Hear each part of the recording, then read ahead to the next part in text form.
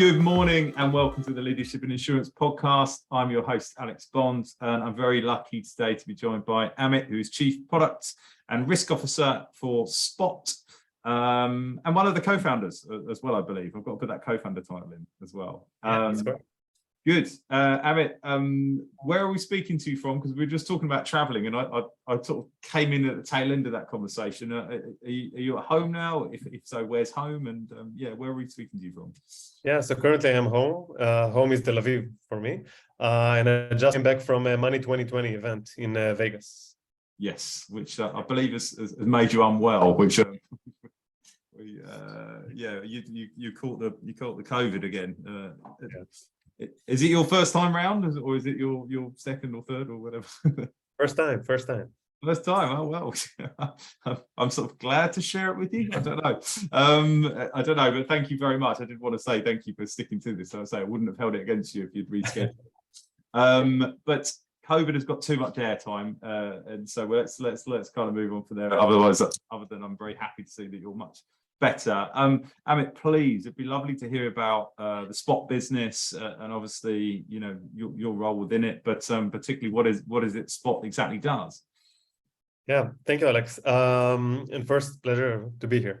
So at Spott, we do insurance for e-commerce businesses. We started looking into this domain of e-commerce about 2 years ago. We understood that there is a huge gap in what e-commerce businesses get today in terms of insurance, and slowly but surely starting to close this gap, creating new products for e-commerce businesses and innovating in different domains. As for myself, like you said, I lead the product department at Spott, and also as a co-founder, do a lot of other things involved with the company. Yeah, I love that. It's the co-founder title, such a kind of catch-all. And that's why I always think it's important, because I think everyone has their roles, particularly on co-founders, and you tend to kind of gravitate towards your natural areas of expertise. But you can't just wear one hat, right? That's not startup world. You have to kind of just it's the kind of do or die thing, which is what I love about startups, because did you find that with the team? Did you kind of all naturally know where you were going to have your roles, and then there's those things that fall in the middle that no one really wants to take? So I think that I'm very lucky to be working with very good co-founders and team, and in many cases we actually fight over who's going to take more responsibilities, right? Because we just want to make sure that we get things right.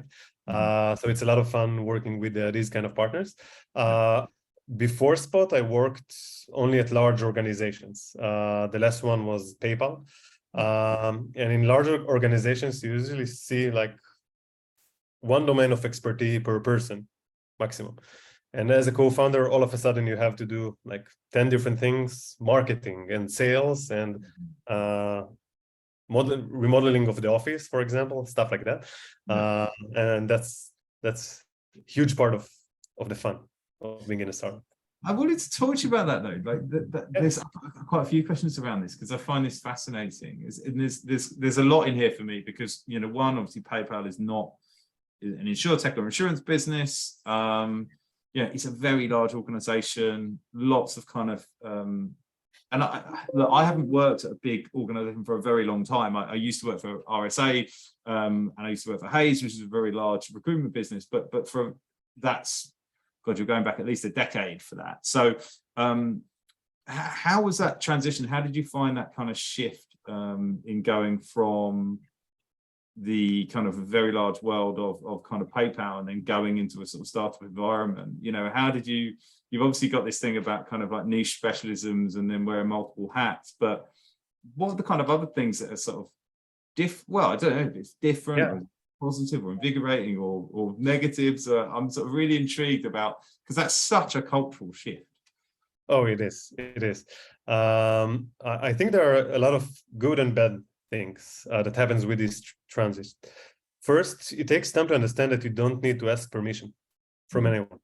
At PayPal, there is a lot of hierarchy, and you need to get some VP's approval to do whatever. And at a startup, you just need to go and do it. And it takes some time to adjust to that. And that's also like the positive side, right? You can basically do whatever you think is right, and you don't need to wait for any chain of command to approve anything. On the other hand, and I think it's also relevant to insurance, at PayPal, for example, there is a long history of doing certain things. For example, working with data, and this is the area that I come from, or doing grid policies. And in many cases, you don't appreciate how nuanced and how complex things can be built over a long period of time.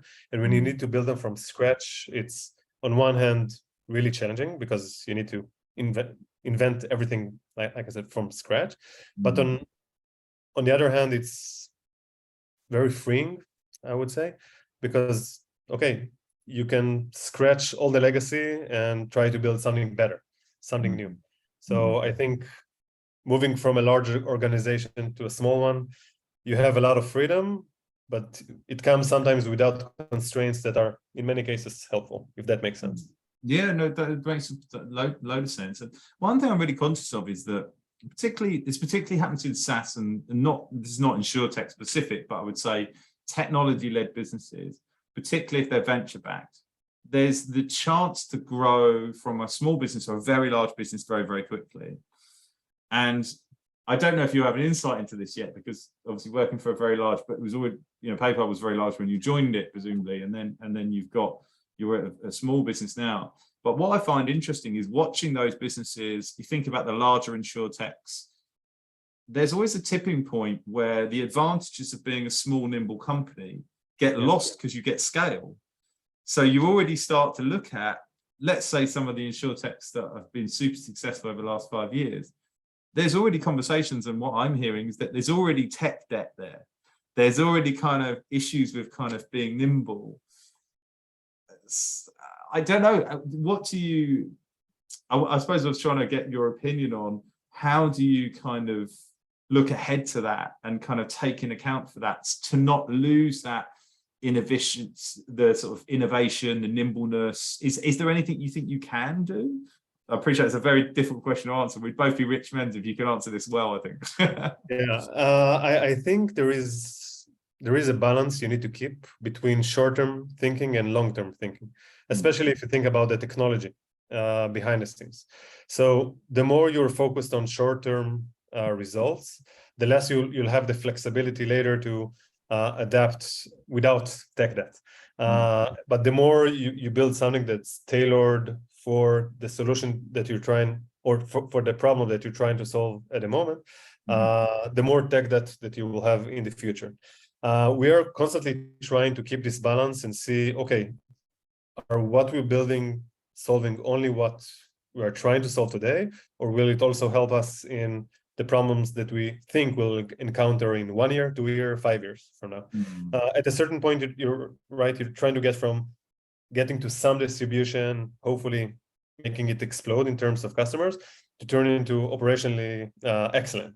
And we're trying to see how from day one, we'll be able to flip the switch and turn into something slightly different that's very efficient, and the technology supports it. So I think that keeping this balance is really important, really challenging, because sometimes it might look like a waste of time, right? You're trying to solve today's problem, not necessarily tomorrow's problem, but you always have to keep it in mind. And I suppose it's that sort of balance, as well as from the point of view of, you know, let's be honest, the culture of venture-backed businesses, for example, the last 12 to 18 months, we've gone from grow at all costs to go straight to profitability, right? That's been a real shift in dynamic. And when you're talking about going straight for profitability, that means you do have to focus on shorter term goals. So you might have this really grand North Star, which is something to aim at over time, that is the long-term future of the business, but you might have to compromise that. And I suppose it's that balancing act of how much you're prepared, how much you can compromise and still head towards that kind of that big goal in the future. So I suppose one of the things that I'm really conscious of, how much do you think funding has a part to play, and the type of funding you have on how achievable it is to kind of maintain that kind of innovation culture? Yeah, so I think that it's really important to have the right investors at your side. At the end of the day, when you think about what kind of assets you can have as a company, it should be around your underwriting capabilities, if that's what you're trying to do, and how you keep the loss ratio low, and building around that. And it should be around distribution efficiency. And can you build, for example, an embedded solution like we're trying to build, and distribute it effectively? And it's around operations, right? So these are the main three factors that will, at the end of the day, impact your costs. And when we are talking about profitability, it's more about, with our investors, it's more about the path to profitability. You say, okay, once I hit a certain distribution goal, once I have enough customers, does my infrastructure support efficient retention of customers, efficient handling of customers, reasonable loss ratio, etc. So I think that profitability, especially at this point, profitability has to be top of mind, but it doesn't have to come from day one. It's still not how VCs work, fortunately. Yeah.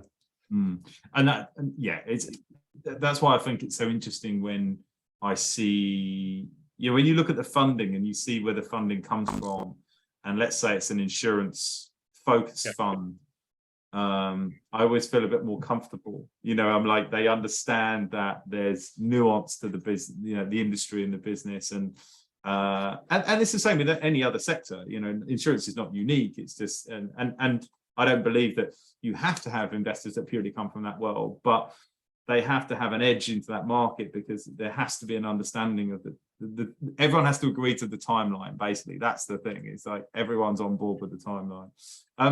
I want to take you back to the start. So the decision to start Spott, because as you say, you were head of data intelligence at PayPal. It's a very big job. It's I would imagine quite a comfortable job in an established company. So where's that decision come from to start Spott? And specifically, why was this the opportunity that was interesting to you? During my time in PayPal, I got to work with many e-commerce businesses. That's a big part of PayPal's customer base. And during the conversations with these customers and during just understanding the market, there were many inefficiencies that they were there in many financial aspects, by the way, of these businesses, not only insurance. But it was quite apparent that there is a big opportunity there. And when COVID started and e-commerce just boomed, it was quite clear that this is a good opportunity to build something around that. And that's what we did 2 years ago. First, by learning very, very deep what e-commerce businesses are and what does it look like, and what is the day-to-day of an Amazon seller or of a Shopify seller. What do they need? And then trying to figure out what kind of a solution they need. And the solution that we went with is insurance, and specifically liability insurance. I think that the story behind liability insurance is also interesting. On September last year, Amazon announced that if you're selling on Amazon, you must have liability insurance in place. Courts in the US started ruling that Amazon is liable for everything that's being sold on Amazon. And when that happened, they said, okay, I understand. Now sell as a third-party seller on my platform. I must be listed as an additional insured, otherwise you will not be able to sell. And we understood that this is just the beginning of this trend, right? It only makes sense for all marketplaces to do the same. By the way, Wayfair, Walmart do the same from day one.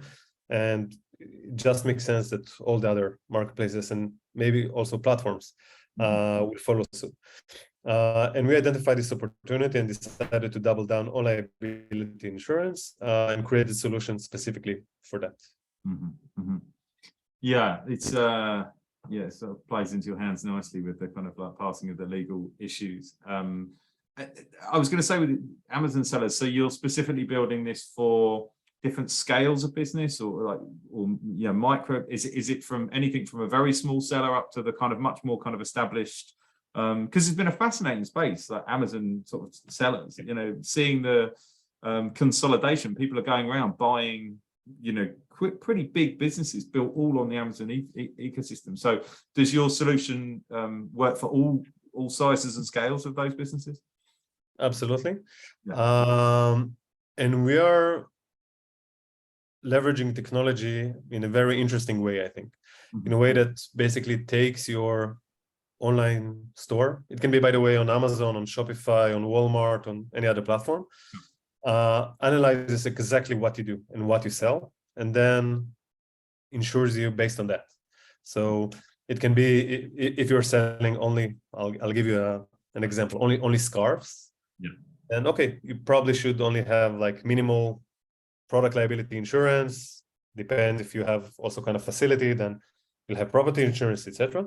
But if you're selling something that's way riskier, kitchen knives, for example, or toys or cosmetics, okay, then it's a different story, right?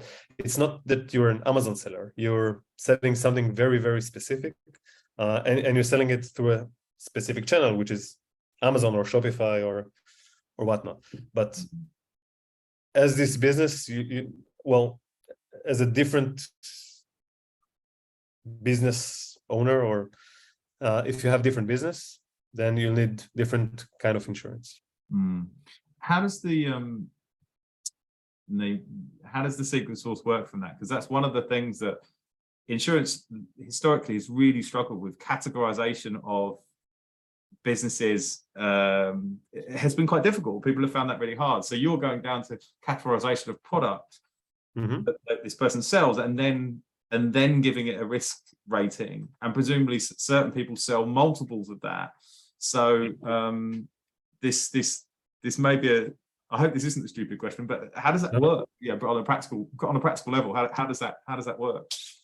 Yeah, no, it's a great question, and it's one that we've been working on in the last 2 years. So when a customer comes to us in real time, we get the information about his store. We ask for the store URL or connection to the store. If the customer connects or allows us to connect to the store via API, we also have additional capabilities that we add to the customer. I'll give you an example in a second. Once that happens, we know exactly what is being sold on the store, how much of it, etc. We take this information and we basically broke down the e-commerce world into 40,000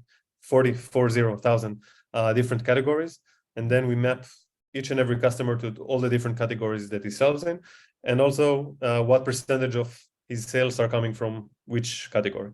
Then we work with our insurance partners, insurance carriers, and together with them, we developed special methodology where they can consume our data and issue a policy in real time for the customers based on what exactly they're selling. So the effort here actually took part on two aspects. One, creating like really good user experience where they don't need to answer a lot of questions, just a store URL, that's it. And on the other hand, very deep relationships with carriers that allows them to get very good granularity of data and issue a policy based on that. Nice. And so just on that, how's the Spott business structured at the moment? Are you an MGA, digital MGA, or are you effectively broking the business at the moment? So currently in the US, we are broking the business. Yes. Yeah, fine. Is the plan to be an MGA? Is that? Maybe at some point. Yeah. Not at the moment. Yeah. No, fine, interesting. And so the team, I'm always fascinated about teams. I mean, I work in the talent business, so that's always kind of a thing for me. But how did the team come together? Had you all worked together before? Is it, yeah, how do you all know each other? So we all came from the same elite unit in the IDF. And most of the initial team came from that network as well. So we were actually introduced. The three co-founders were introduced by the VC that funded us. Wow. So they made the introductions, and we took it from there. But the initial team building was from our internal network. I love the idea of the VC. The thing that popped into my head is like, it's like a manufactured pop band for the insurtech world, you know. They're like, oh, you're all good, talented people, you should work together. But that's great. I think that that elite unit is responsible for about half of the insurtech related businesses we talk to. It's pretty it's a pretty same one. yeah. They've got a pretty good legacy in insurtech alone. Oh, that's great. And so you get introduced. How long is the period of time between, you know, getting to sort of in a room together and then launching Spott and saying, right, this is the thing that we're going to go after? So I think that the focus on e-commerce came from day one. Yeah. Exploring the domain, exploring the different opportunities there. Another 6 months, maybe even less, like small POCs, trying all kinds of stuff. And I think that within 6 months, we knew that this is what we're going to build. And from there on, this is what we did. So. Yeah. And what were some of the other avenues you explored outside of offering insurance? So one of the biggest assets that we built is internal data collection and analysis platform. And when you think about it, the data that you use for insurance can be used for other venues as well. Lending is the most obvious one, but other as well. So we thought about different financial applications for e-commerce businesses. The main two competitors, I would say, were lending and insurance, and we decided to go with insurance. Somewhere in between, we thought about also SaaS, right? E-commerce businesses, they have a lot of SaaS needs as well. Information about their competitors, information about trends in the market, about things that are happening in other marketplaces, etc. But at the end of the day, everything boiled into insurance. Yeah, no. Is that because it's a bit more, I think with if you think about things like trends and competitor analysis and competitive information, there's very, and I know it's not just Amazon, just online e-commerce. There's a in e-commerce there's a very diverse range of, what am I trying to say? Not skill, maturity of business, and not just even maturity, just kind of professionalism within those businesses. So your sophistication, that's the word I'm looking for. There's different levels of sophistication between e-commerce businesses. So, but the needs of kind of liability insurance are ubiquitous. Like everyone has to have it because the platforms have said you have to have it, and if they haven't, it's coming. Is that why sort of insurance got the nod? Other things would have had different values to different businesses? That's one reason, I think. And by the way, e-commerce is changing. 3-4 years ago, it was side hustle for many people. But the industry is starting to mature, and you see more and more like really professional businesses that start to build big brands on Amazon, on other platforms as well. About 2.5 years ago, 3 years ago, there was a big trend around aggregators. So these were companies that raised a lot of money to buy Amazon brands, and that drove a lot of talent also into e-commerce, in general and Amazon specifically. And you see more and more business owners take their business very seriously. And for us, knowing that and knowing that today almost none of them have insurance, just seemed like a really good opportunity.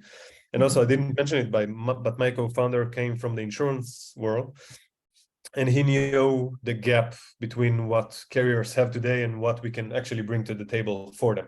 So that was almost a straightforward opportunity. Yeah. No, it's fascinating. Well, there's a friend of mine that does his thing is getting you listed higher on Amazon. That's his whole job. And then, one of my other friends is a finance director for a company which exclusively sells on Amazon, and the turnover is staggering. And you just think it's wildly sophisticated, some of these sellers. And I remember looking at it as a side hustle, and then I was thinking, this is a lot more complicated than Oh people. yeah. Oh yeah. It's especially now because the competition is so vast. Yeah, but you know, this is such a great ground for innovation for us as well. Mm-hmm. I'll give an example. One of the products that we're going to launch in the next few weeks is called Pay as You Sell. Yeah. When e-commerce businesses do some kind of a deal, it's a revenue share deal. So it's usually heavily tied with their revenues. You can think about advertising, you can think about other aspects of the business.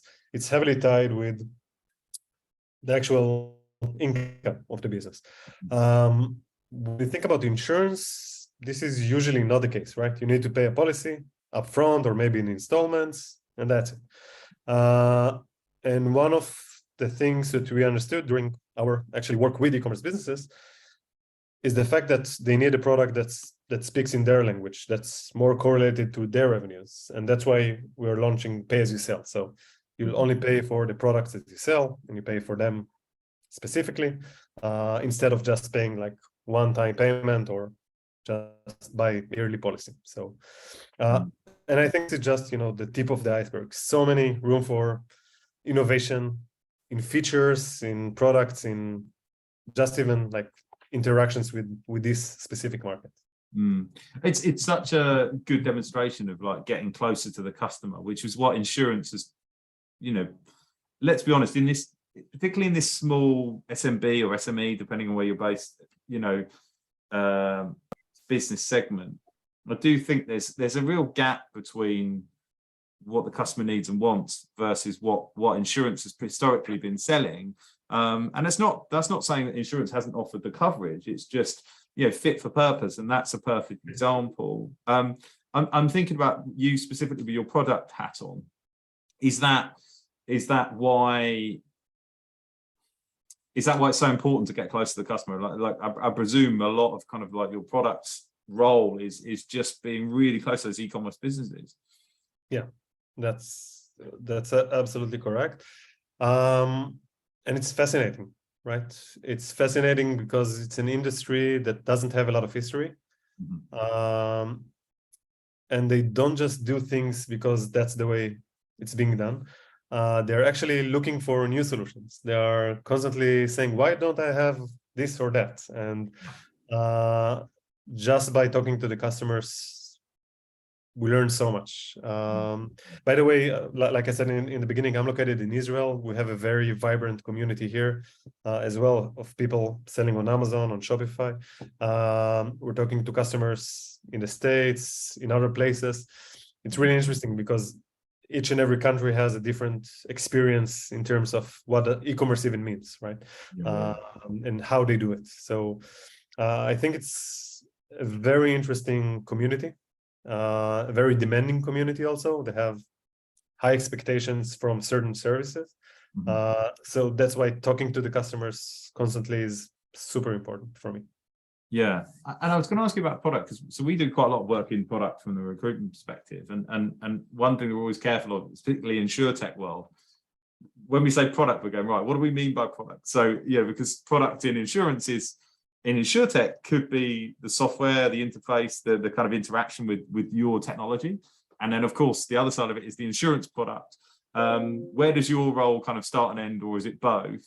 And when you're building the insurance side of the product as a business, how do you do that when you're dealing in a broker perspective? Do you come up with an insurable product and then have to go and sell it to as an idea to all these different carriers? How does that dynamic work? So first, on the customer side, this is obviously the bread and butter of what we do. The user experience, also turning it into an embeddable experience that you can embed within partner platforms. So that's obviously falls under the classic product work. On the insurance side, we realized that at least in the beginning, or at this point, our core capabilities are around data, are around data science.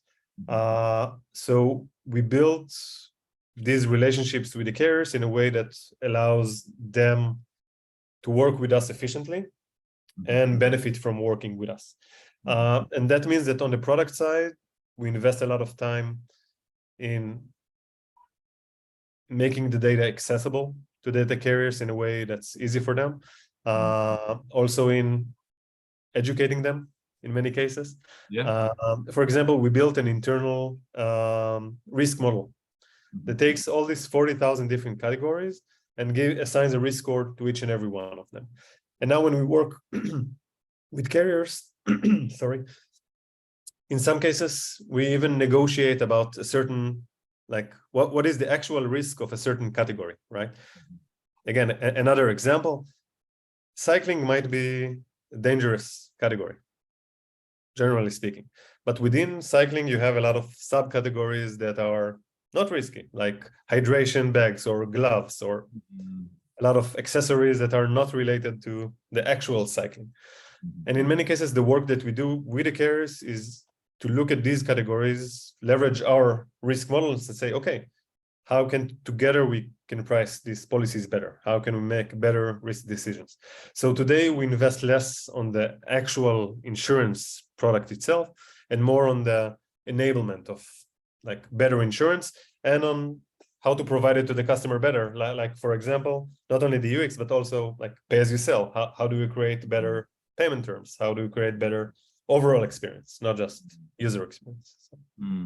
That's really interesting, particularly on that insurance piece. I think about the enablement and what I've seen as a massive trend of successful businesses in insurtech in the last kind of, I'd probably say like 2 years, but 18 months is that attitude of, and this having an insurance co-founder, I think is a massive advantage here, is working with carriers and, you know, working with the industry. Whereas I think 5 years ago, the whole attitude was like, you know, oh, it's all broken and insurance doesn't know what it's doing. And yeah.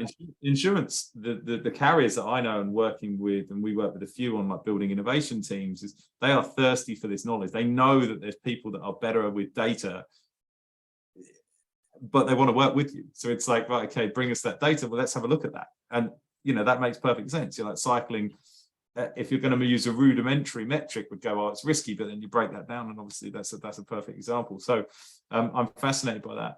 When it comes to the customers, obviously some of this is kind of mandated by law. So the legislation came out, Amazon is liable, so they're going to pass that on, and we need to be co-insured. How much of an education piece is there when you're selling into maybe people that are on different e-commerce platforms? Is there a level of awareness there? Or is there still sort of an education piece to do that people need insurance? Because you said there's a big gap between the amount of people that need it and haven't got it and those that are buying it. Yeah, so it's a great question. We started thinking that there will be a lot of education needed, and we were actually quite surprised that people, mostly in the US, I would say, they wanted insurance even if they were not required to do that. I'll give an example. We tried like SEM campaign of e-commerce insurance, and we got like customers from all the different platforms, including Shopify and Wix and WooCommerce. Customers were not required to have insurance at all, but they were still looking for it. And when we talked to them, they said, yes, I'm a business, I need insurance, right? So I think like I said, the industry is maturing. I think we're not there yet, obviously. There is still a lot of education to be done, but I think that slowly we're getting there. So, because people are taking their business very seriously, it's not a side hustle anymore. And as part of that, they understand that, okay, I need to also take care of insurance, and that's something that just need to be done. Yeah. So my understanding is you guys launched in November 2020. Is that right? Is that sort of? So we had a soft launch in Israel, on January soft launch in the US, and on May started really working with customers, or started advertising and launching properly, I would say. Yeah. So how did COVID have an impact on your development journey? Because, you know, presumably everyone went online. A lot of people, as you say, diving into the sector. Yeah, was that sort of good timing, or I don't know really, in terms of impact? I feel like I've talked about this too much, but when you talk about online-based businesses, you go, it has to have kind of really kicked things off. So I think that there were two aspects to that. One is on our customers, and the other one is actually on the team itself. Building or having a startup, just building a product together, and then COVID hits, and everyone works from home all of a sudden. That was a challenge as well. In terms of our customers, I think COVID pumped into the ecosystem a lot of new customers or new e-commerce businesses, but I don't think that it's fundamentally changed like the business types or changed who these businesses are.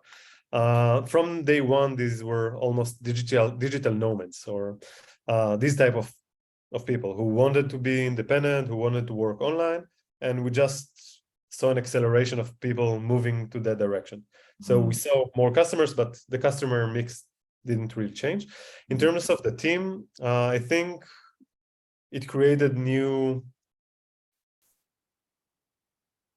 it required us to find new ways to work together and efficient ways to work together and to be more independent and have better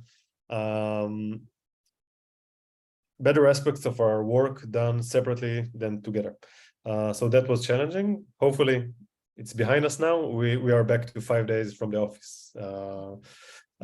So hopefully that will stay with us. Yeah, we've done the same, and you know, like I worked from home for a long time, and there's massive advantages of it. In fact, I was moaning that sometimes I don't get as much work done because there's kind of like a lot of activity in the office, and it's kind of getting used to sort of being in the office together is actually quite challenging. From a, you know, when you know that sort of period of time when you used to concentrate really, like, you know, very focused at home. But now we've gone back, I wouldn't swap it for the world, because I think when you're, you know, we're a small business and we're trying to grow, and there's an energy to that and there's an excitement to that I think it's really important. And we're not building products. We are building some products, but that's kind of a story for another day. But really, we're a recruitment business. That's what we do. It's quite a linear business. Everyone understands what they're doing within it. But when you're trying to get together and build product and have innovation and ideas, how important do you think it is to be in that face-to-face office environment? So important. Sometimes the best ideas come from debates, right? Even if you have the best idea in mind, you must have some kind of a bouncing wall. You must hash it with someone who will tell you, no, this part of the idea is stupid, but this part is great. Let's double down on that. Yeah. In Israel, we're very blunt, very, very straightforward. So people will very easily say, this part is very stupid, and it's good, right? And I think that when you do it over Zoom or over mail or Slack, it kind of loses the edge of the real intuition, or like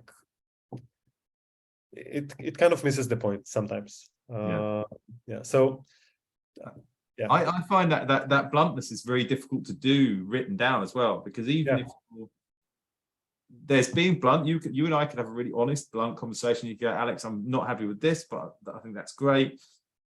And face to face, I wouldn't take that personally. I think when you write it down, it just looks, I don't know, it just looks more mean, and you go, oh, you didn't need to say that. It's almost like you shouldn't write down the negative things. So I think there's a lot in that, but the speed as well. I think identifying the wrong thing in startup businesses is almost more important than the right thing. It's just like, right, no, that's where those experienced people come in, and you go, well, that's a waste of time. Why? Because we've done that before and it didn't work. So it's fascinating. I'm really conscious of time, so I had a myriad of questions I wanted to ask you, but I really want to talk about the future. So we talked about the kind of foundation of the business. Where are you today? Give me a kind of bit of an overview of, what's the business in terms of kind of scale and size in terms of people, and what is, sadly, we're approaching the end of 2022. Although in the UK, I'm not that sad to see it go. It can go to eternity. But what's happening for you as we turn into the new year? What can we look forward to? Is it different products? Is it different kind of partners? What's coming up for you? So today we are selling mostly liability insurance in the US, Israel, Canada. In the next year, we're going to evolve to new product lines. work comp, and other product lines that e-commerce businesses need. So we're trying to find the best combinations by buying bundles of insurance products for our customers. In addition, expanding to new territories. So EU and UK in 2023, and we're also working on expanding beyond that. This is, I think, one of the key lessons that we learned during our journey. These businesses are international by nature, right? A seller, like I said, there are nuances between the different countries, but a business owner that sits in Tel Aviv or in London or in Madrid, they're doing the same thing, basically. And they're trying to optimize for the same things, and they have the same insurance needs.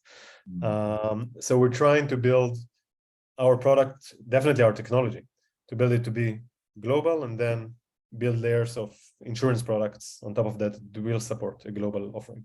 So, like I said, global offering and adding more and more product lines. Yeah, super. Amit, I could talk about this all day. I genuinely find it a fascinating space. The e-commerce side has got a big soft spot in my heart.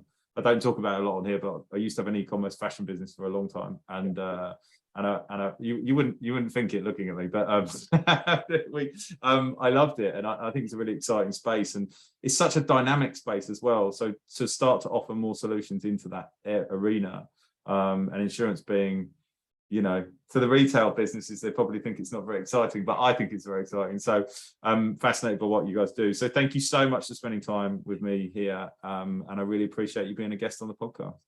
Thank you, Alex. It was my pleasure. Yeah.